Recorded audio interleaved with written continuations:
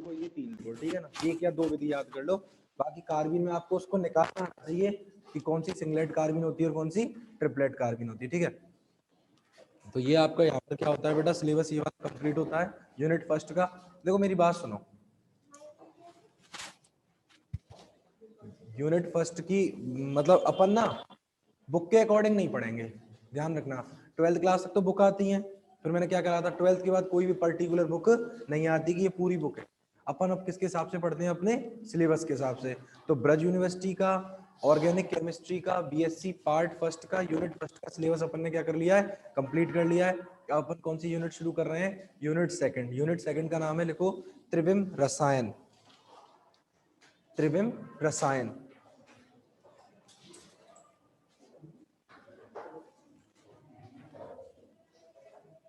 क्या नाम है बेटा, त्रिविम रसायन, ठीक है। त्रिविम रसायन के अंदर अपन क्या पढ़ेंगे बेटा, समावयवता। समावयवता आपने पढ़ी थी जो 12th क्लास में, याद है कि नहीं है? वो समावयवता शुरू करते हैं। देखो बेटा ध्यान से सुनना, समावयवता, ठीक है। आइसोमेरिज्म, इंग्लिश में क्या बोलते हैं, आइसोमेरिज्म। मैं एक पेक्टोरियल बना रहा हूं, तुम इसको देखो, उसके बाद में बनाना है इसे ना। समावयवता को कितने पार्ट्स में डिवाइड किया गया है, 2 पार्ट्स में डिवाइडेड किया गया है, ठीक है। समावयवता किसे कहते हैं, ऐसे यौगिक जिनके अणुसूत्र समान होते हैं। क्या समान होते हैं बेटा, अणुसूत्र समान होते हैं तथा अणुभार समान होते हैं। ये दोनों गुण तो कैसे होते हैं, समान होते हैं, लेकिन भौतिक गुणधर्म तथा रासायनिक गुणधर्म, कौन कौन से बेटा, भौतिक और रासायनिक, दोनों प्रकार के गुणधर्म कैसे होते हैं, अलग अलग होते हैं, डिफरेंट होते हैं। माइनस का मतलब अलग अलग होते हैं, क्या कहलाते हैं, समावयवी कहलाते हैं तथा इस परिघटना को समावयवता के नाम से जाना जाता है। समावयवता कितने प्रकार की होती है, 2 प्रकार की। पहली समावयवता कौन सी होती है, संरचनात्मक समावयवता। संरचनात्मक समावयवता का मतलब क्या हो जाएगा बेटा, ऐसे यौगिक जिनके अणुसूत्र समान, अणुभार समान, लेकिन संरचना क्या होती है, भिन्न भिन्न होती है, संरचनात्मक समावयवी कहलाते हैं तथा इस प्रकार के गुणों को प्रदर्शित करने को संरचनात्मक समावयवता कहते हैं, ठीक है। संरचनात्मक समावयवता कितने प्रकार की होती है बेटा, 5 प्रकार की। कौन कौन सी होती है, देखो, सबसे पहली कौन सी है, श्रृंखला समावयवता, चेन आइसोमेरिज्म, श्रृंखला समावयवता, चेन आइसोमेरिज्म। दूसरी कौन सी है बेटा, स्थिति समावयवता, इंग्लिश में क्या बोलते हैं, पोजिशनल आइसोमेरिज्म। तीसरी कौन सी है बेटा, क्रियात्मक क्रियात्मक समावयवता।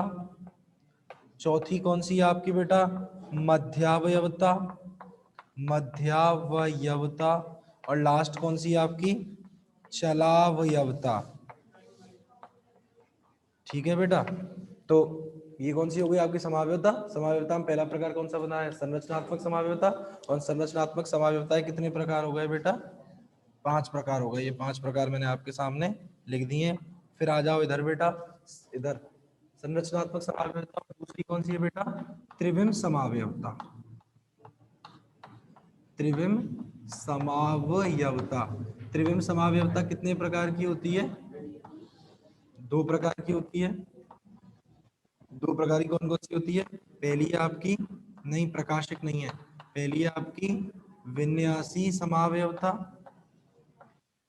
विन्यासी समावयवता इंग्लिश में बोलते हैं कॉन्फ्रिगेशनल आइसोमेरिज्म। और दूसरी आपकी बेटा संरूपणीय समावयवता।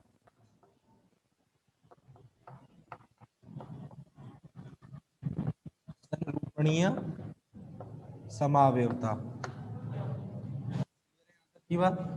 अब विन्यासी समावयवता कितने प्रकार की होती है, फिर से 2 प्रकार की होती है। पहली कौन सी है, ज्यामितीय समावयवता, ज्यामितीय समावयवता।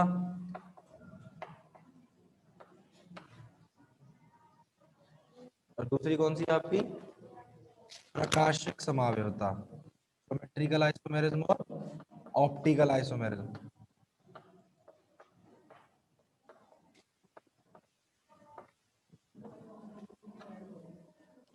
ठीक है। विन्यासी समावयवता 2 प्रकार की होगी, ज्यामितीय समावयवता और प्रकाशिक समावयवता। और संरूपणीय समावयवता,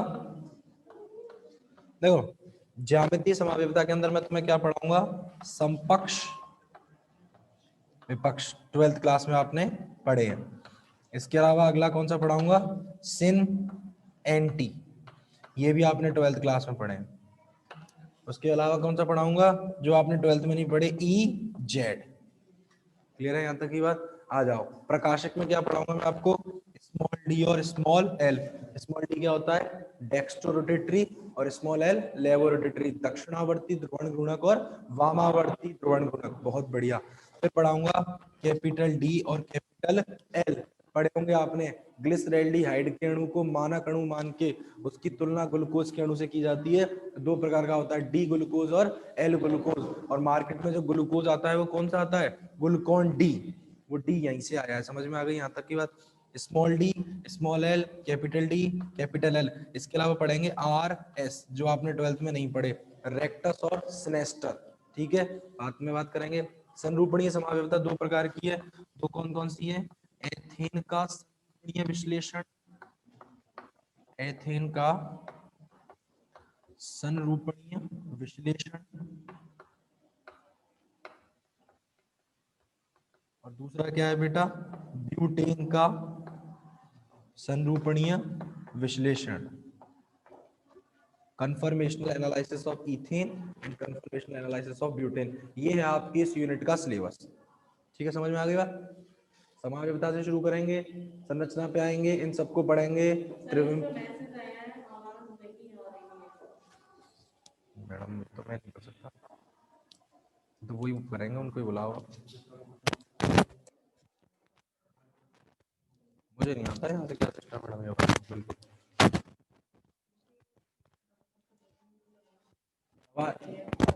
आवाज को क्या लिख ही दिया है सारा, बुला लो एक बार, मैं पूछ लो, नोट करो इसे।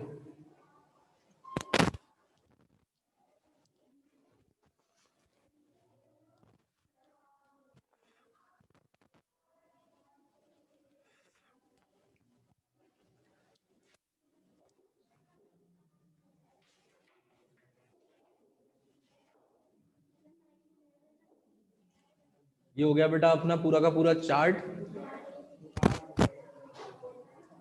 इस चार्ट के अकॉर्डिंग अपन पढ़ेंगे। ठीक है, तो कहां से शुरू करेंगे अपन, समावेशिता से।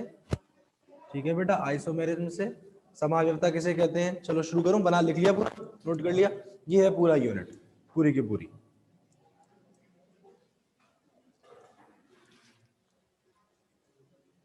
ठीक है, एक तो ये अपनी इस यूनिट का सिलेबस। अब इस यूनिट में एक चीज और बता देता हूं मैं, लगे यार एक और फैक्टोरियल बनवा देता हूं। उस फैक्टोरियल को पढ़ते ही आपको ये पूरा यूनिट समझ में आ जाएगी, सिलेबस। ठीक है, आ जाओ आ जाओ। देखो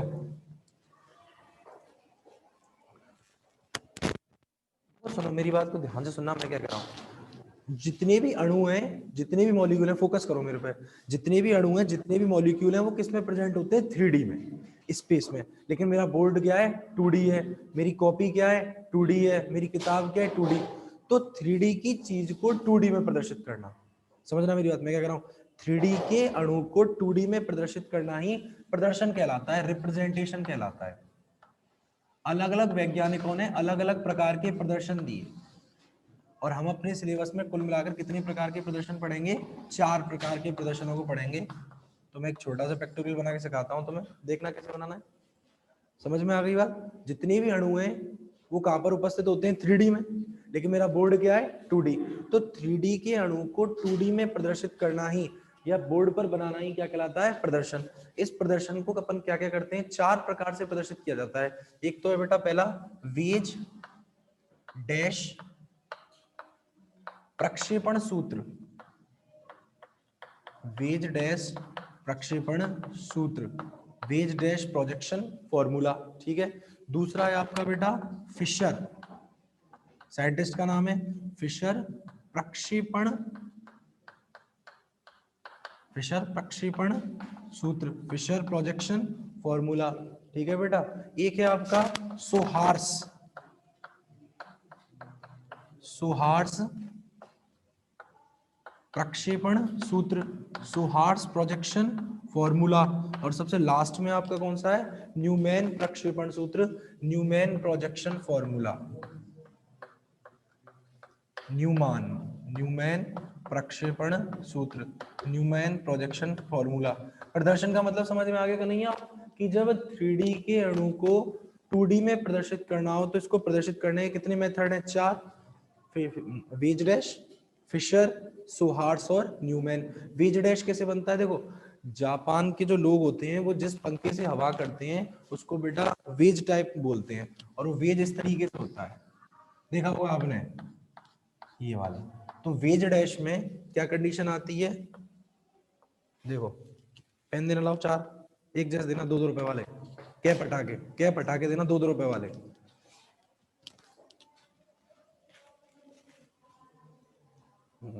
ये बदल दिया, एक और दो तो 3 से कहाँ काम हो रहा है, देख लेना कौन सा किसका है, लड़ाई हो फिर, मेरा ज्यादा भर रहा था, मेरा कम भर रहा था, ठीक है, समझ में आ गया यहाँ तक। देखो कार्बन का CH4 की कंडीशन की बात करता हूं मैं,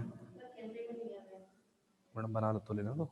देखो सुनो मेरी बात ध्यान से, अपन ने कितनी बात करी थी, टोटल कितने संकरण होते हैं कार्बन के, 3 होते हैं, sp3, sp2 और sp।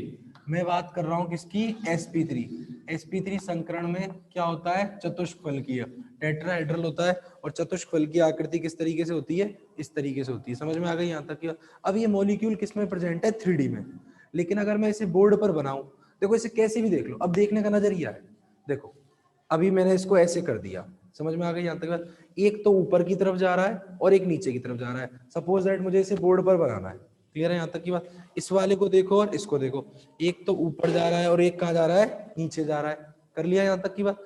ये वाला देखो, ये वाला तुम्हारी साइड है येलो वाला, और ये तुमसे दूर जा रहा है। अब बोर्ड पर ये कैसे बनाया जाए, बोर्ड पर ये नहीं बनाया जा सकता, तो 3D के अणु को 2D में प्रदर्शित करना ही क्या कहलाता है, प्रदर्शन कहलाता है। और प्रदर्शन के लिए किसने यूज किया, वेज डैश प्रक्षेपण सूत्र का। जैसे ये वाला है, ये देखो दिखाई दे रही है कंडीशन आपको पूरी की पूरी, दिखाई दे रही है कि नहीं दिखाई दे रही, ये दोनों तो ये रहे, लेकिन एक येलो वाला तुमसे दूर जा रहा है और ये वाला तुम्हारे पास आ रहा है, तो कैसे बताओगे बेटा, इसको कैसे रिप्रेजेंट करोगे। तो 3D के मॉलिक्यूल को 2D में रिप्रेजेंट करने के लिए किसका उपयोग करते हैं अपन, वेज डैश प्रक्षेपण सूत्र का।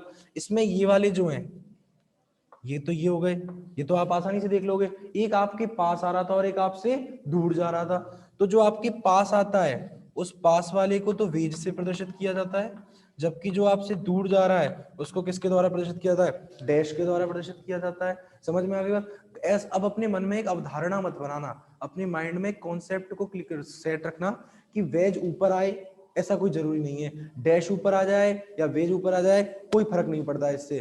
फर्क सिर्फ इतना है कि वेज हमेशा कहाँ रहेगा, वेज कहाँ है, हमेशा पीछे आगे की तरफ, और डैश कहाँ है, पीछे की तरफ। कर लोगे। अब देखो अगर मैं ऐसे बना देता, तो ऐसे बनाने के बाद आपको कंफ्यूजन नहीं होना कि ये इसका मतलब क्या है, इससे कोई फर्क नहीं पड़ रहा, ये बना दिया मैंने वेज डैश, क्लियर है। ये वाला कहां पर है, आगे की तरफ वाले को बता रहा है, और ये वाला पीछे की तरफ, ये मत सोचना साहब ऊपर है नीचे, कोई फर्क नहीं है, ये दोनों राइट है। लेकिन अगर मैं बनाता हूं, ये राइट डायग्राम है, ये राइट डायग्राम है, लेकिन अगर मैं बना दूं ऐसे,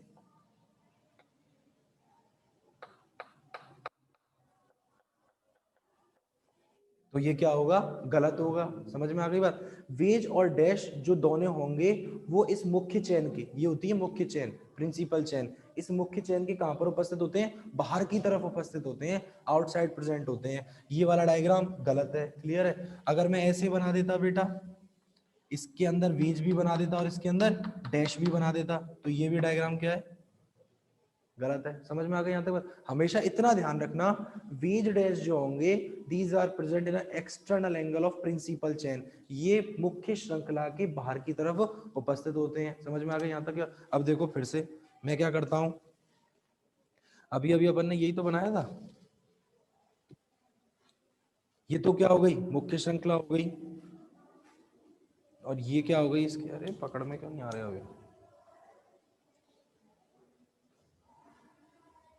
यही तो स्ट्रक्चर है बेटा, इस तरीके से चतुष्फलकीय की देखो, क्लियर है यहाँ तक की बात? समझ में आ गई कि नहीं आ गई? ये वाली क्या हो गई? मेन चेन हो गई, मुख्य श्रृंखला हो गई। ये वाला क्या हो गया? वेज हो गया। वेज कौन सा है? जो आपकी तरफ आ रहा है। और डैश कौन सा है? जो पीछे जा रहा है। ये वाला देखो ऐसे बना दिया, ये वाला ये देखो इस तरीके से बना दिया। अब फिशर ने क्या किया? फिशर प्रक्षेपण, ये तो वेज था, समझ में आ गई बात? फिशर ने कहा अभी मैंने आपको ऐसे दिखाया, समझ में आ गई? या फिर मैंने कैसे दिखाया आपको? ऐसे दिखाया। फिशर ने क्या कहा? फिशर ने कहा कि ना तो मैं इसको ऐसे देखूंगा, समझ रहे हैं इस कंसेप्ट को? 3D में ही बनते हैं ये। ना तो इसको ऐसे देखूंगा, ना मैं इसको ऐसे देखूंगा। अभी तो ऐसे दिखा रहा हूं ना मैं आपको, देखो ये वाली मुख्य श्रृंखला हो गई। उसने कहा मैं ऐसे नहीं देखूंगा, मैं तो ऐसे देखूंगा। देख ले भैया, समझ में आ गई यहाँ तक की बात? देखो समझना मेरी बात हो ध्यान से, ये कन्वर्जन आता है पेपर में। फिशर वेज को फिशर में चेंज करो, ये क्वेश्चन आता है तो सॉल्व कैसे करना है? देखो ये कौन सा है? वेज डैश है। अरे वेज डैश में एक तुम्हारे ये तो इस एक तल में, ये वाला तल है, सपोज दैट बोर्ड है। बोर्ड एक प्लेन ही तो है, तो ये वाले तो कहाँ, जल्दी देखो बेटा हाथ में दर्द होता है इसको ऐसे पकड़ने में। ये वाला वेज हो गया, ये तुम्हारी तरफ हो गया और ये तुमसे दूर जा रहा है। फिशर ने कहा मैं इसको ऐसे ना देखकर ऐसे देखूंगा सामने से। तो अब देखो एक तो ये दो तुम्हारे पास आ रहे हैं और दो तुमसे दूर जा रहे हैं, तो इसने क्या किया? ये देखो, दिखाई दे रहा है? समझ में आ गया? अब बोर्ड पर ऐसे आगे निकले हुए तो बनाए नहीं जा सकते, ये वाले यूं पीछे जाते हुए तो बनाए नहीं जा सकते। उसने क्या किया? ये वाला। क्लियर है यहाँ तक की बात? तो मुख्य श्रृंखला जो है वो कौन सी है बेटा? क्षैतिज लाइन है या ऊर्ध्वाधर लाइन है? ऊर्ध्वाधर लाइन है। वेरी गुड, बहुत बढ़िया। जबकि ये वाली है वो किसको बता रही है? पीछे वालों को। समझ में आ गई बात यहाँ तक की बात? देखो तो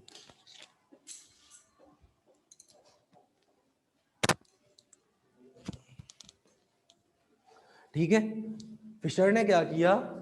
3D के अणु को 2D में प्रदर्शित करने के लिए मॉलिक्यूल को लिया और मॉलिक्यूल को दो लाइनों में डिवाइड कर दिया। कौन कौन सी लाइन है? एक तो क्षैतिज लाइन है और एक कौन सी लाइन है? ऊर्ध्वाधर लाइन। इसमें से जो ये वाली ऊर्ध्वाधर लाइन है, जो वर्टिकल लाइन है, वो ऊर्ध्वाधर लाइन, वो वर्टिकल लाइन किसको बताती है? मुख्य श्रृंखला को बताती है, मेन चेन को बताती है।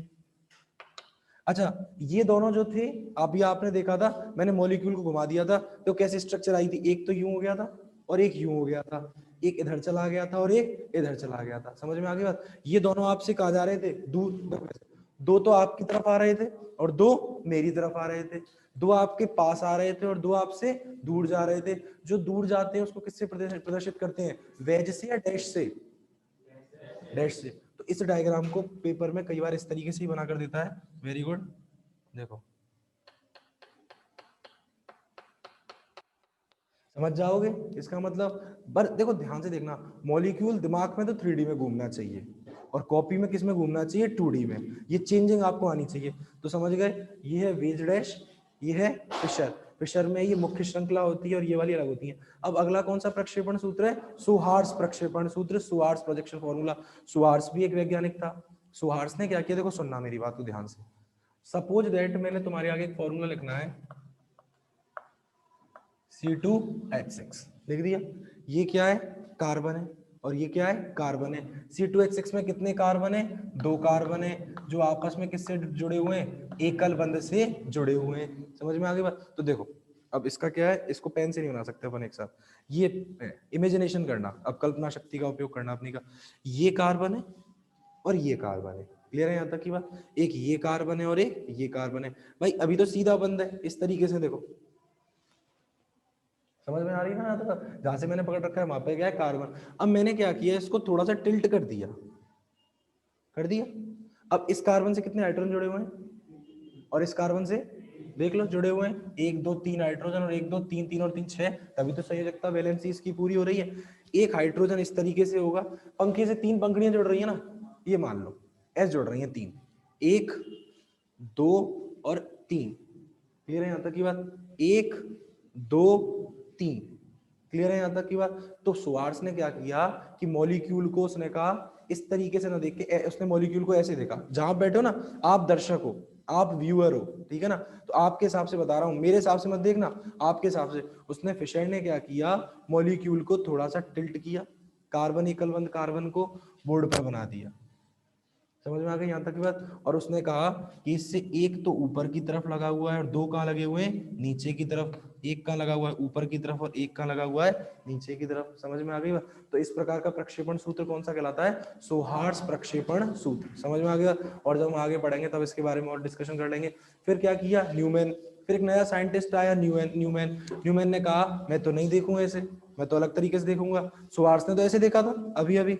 न्यूमैन ने क्या किया, मैं इसे ऐसे नहीं देखूंगा, तुम बैठे हो वहां, न्यूमैन बैठा है, उसने कहा कि मैं इसको ऐसे घुमा देता हूँ, घूम गया। आगे वाले कार्बन ने पीछे वाले कार्बन को पूरी तरीके से क्या कर लिया, ढक लिया।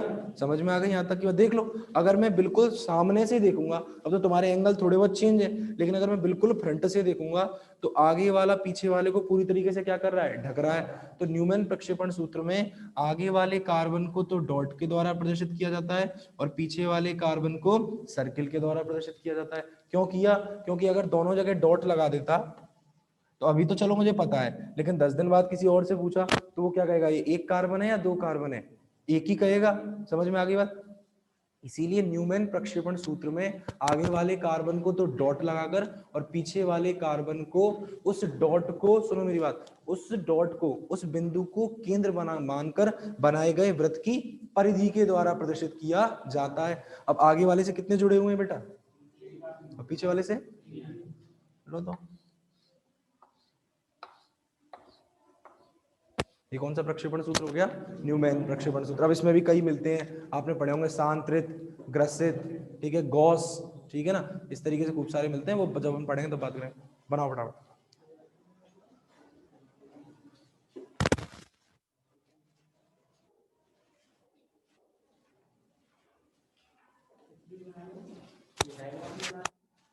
देख लो, तुम्हारी इच्छा है।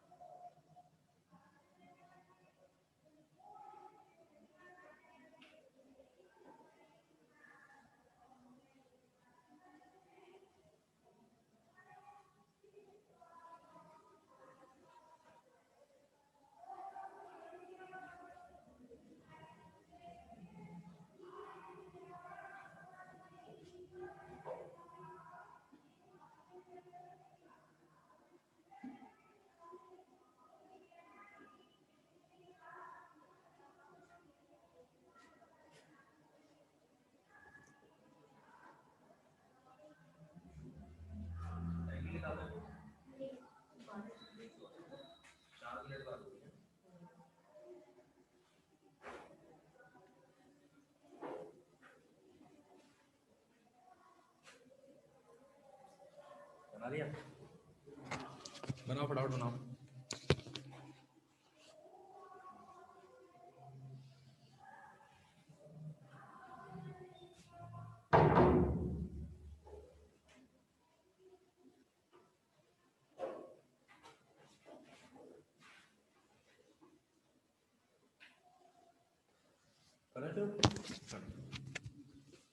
देखो बेटा, आ जाओ पहले वाले चार्ट पे, ठीक है, उसको देखो आप, ठीक है। ये पहला चार्ट और दूसरा चार्ट मिलकर ही अपने सिलेबस को क्या कर देगा, कंप्लीट कर देगा।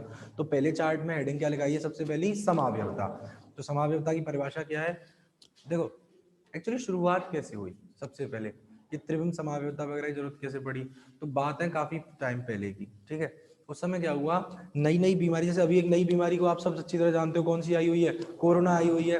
वैसे ही पुराने टाइम पे एक नई बीमारी लोगों के सामने आई। एक समय ऐसा भी तो होगा जब पहली बार कैंसर बीमारी आई होगी, लोगों इंट्रोड्यूस हुए होंगे भाई कि कोई बीमारी क्या होती है, कैंसर। उससे पहले तो पता ही नहीं था कोई कैंसर बीमारी भी होती है क्या, लोग मर जाते थे, पता ही नहीं चलता था। लेकिन फिर वैज्ञानिकों ने, साइंटिस्ट ने डेवलपमेंट किया, कौन सी बीमारी के बारे में बताया, कैंसर के बारे में। तो एक बात ध्यान रखना, जो मेडिकल की शॉप होती है ना बेटा, उन पे लिख कहते हैं अपन केमिस्ट शॉप, समझ में आ गई बात। फार्मेसी लिखी रहती है, केमिस्ट शॉप लिखी रहती है। तो जैसे जैसे केमिस्ट्री ने डेवलपमेंट किया वैसे वैसे मेडिकल साइंस ने डेवलपमेंट किया। दोनों का डेवलपमेंट हुआ, उनमें रिजेम्बलेंस है, समानता है। एक तरफ केमिस्ट्री डेवलप हो रही थी और उसके पीछे पीछे मेडिकल साइंस डेवलप हो रही थी। जितनी भी दवाइयां हैं वो किसकी देन है बेटा? केमिस्ट्री की देन है। ठीक है बेटा, अगर केमिस्ट्री नहीं होती तो फिजिक्स क्या काम करती, मैथ क्या काम करती, आदमी निकल लेता समय से पहले। समझ में आ गई यहाँ तक बात? तो इधर तो केमिस्ट्री डेवलप हुई है और केमिस्ट्री के पीछे पीछे कौन डेवलप हुआ है? Medical science. समझ में आ गई? आज दवाई कौन बना रहे हैं कोरोना की? फिजिक्स वाले बना रहे हैं। कौन बना रहे हैं? बायोटेक्नोलॉजी वाले बना रहे हैं, बायोकेमिस्ट बना रहे हैं। जिनके पास केमिस्ट्री रही है वो नई मेडिसिन ढूंढ रहे हैं। तो उस समय एक नई बीमारी आई, कैंसर। और कैंसर की इलाज के लिए एक दवाई आई जिसका नाम था प्लेटन। कैंसर की इलाज के लिए एक दवाई आई जिसका नाम क्या था? प्लेटन। तो केमिस्ट्री वालों ने बनाई बेटा, और केमिस्ट्री वालों ने दवाई बना के किसको दे दी? डॉक्टरों को दे दी। और डॉक्टरों ने वो दवाई किसको देना शुरू किया? पेशेंट को देना शुरू किया। जब दवाई पेशेंट को दी तो कई केस में तो पेशेंट सही हो गया और कई केस में पेशेंट निकल लिया। पूरा ही सही हो गया मतलब, समझ रहे हो ना? या तो सही हो गया या फिर पूरा ही सही हो गया। तो साइंटिस्टों को बड़ी चिंता हुई। उन्होंने 2-4 केस में तो कहा ठीक है, हो रहा होगा, कुछ ना कुछ दिक्कत होगी, पेशेंट ही ज्यादा खराब होगा, खत्म पीस होगा एकदम, याम ना बचो कचू, फिर मर जाने दो, कोई दिक्कत नहीं है। फिर क्या हुआ बेटा कि नेक्स्ट कंडीशन में देखा गया, नेक्स्ट कंडीशन में क्या देखा गया, ये जब लंबे समय तक होने लगा, मतलब एक दिन एक बार ऐसा रेशो आ गया 50-50 का, मतलब दवाई दी तो किस्मत है, सही भी हो सकता है और मर भी सकता है। तो बेटा पेशेंट को जब पता लगा तो दवाई लेने से पहले डरने लगा, और पता नहीं भैया बचूंगा कि मर जाऊंगा। बचने की संभावना 50% और मरने की संभावना 50%। तो ये वाली बात डॉक्टरों ने कही मेडिकल वालों से, ठीक है, और मेडिकल वालों ने कही केमिस्ट्री वालों से। तो केमिस्ट्री वालों ने इस पर रिसर्च करना शुरू किया। प्लेटन की जो दवाई का फॉर्मूला है, जो कैंसर की दवाई है प्लेटन, उसका जो फॉर्मूला है वो फॉर्मूला देखो क्या होता है। उसका फॉर्मूला है पीटी। प्लेटन इसीलिए बोल रहे हैं क्योंकि इसमें कौन सी धातु थी? प्लेटिनम। प्लेटिनम बहुत महंगी धातु है, इसीलिए कैंसर का ट्रीटमेंट बहुत महंगा है। रिज्वाइन कर लो एक बार सभी।